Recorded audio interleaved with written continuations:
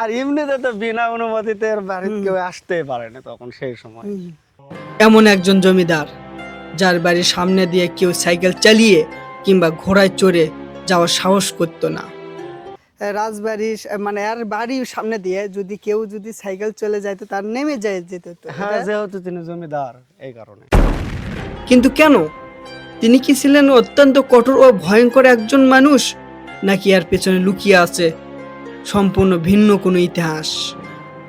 আচ্ছা, আমার বাসার উপর দিয়ে বা আমার এই বাড়ির সামনে দিয়ে যদি কেউ যায় তাহলে তাকে নামা সম্মান প্রদর্শন করতে হবে, সোজা কথা। ঘোড়া আগে তো ঘোড়া আসলো, ঘোড়া লেগে গেলে ওই ঘোড়ার থেকে নামা হাঁটা যেতে হবে ওই পর্যন্ত। তাই একজন জমিদার সেই হিসাবে তাকে সম্মান প্রদর্শন করতে হবে। স্থানীয়দের সঙ্গে কথা বলে আমরা জানতে পারলাম বিষয়টি ভয়ের নয়, বরং ছিল গভীর শ্রদ্ধা ও সম্মানের প্রতীক।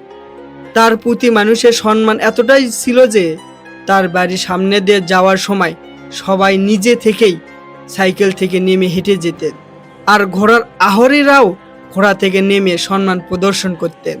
স্কুল, ওই হাই স্কুল, এই যে মসজিদ, ওই জায়গায় বাজার। বাজার মানে কি বাজার? ওটা হাট মানে এখন নাম কি? বর্তমান হাট তালুস বাজার। তালুস বাজার, ওটাও তিনি তৈরি করছে। হয় ওনার হাতের। কিন্তু প্রশ্ন হলো, যিনি এতটা দানশীল, মানবিক ও সম্মানিত ছিলেন, তার সে রাজকীয় রাজবাড়ি আজ কেন পরিত্যক্ত?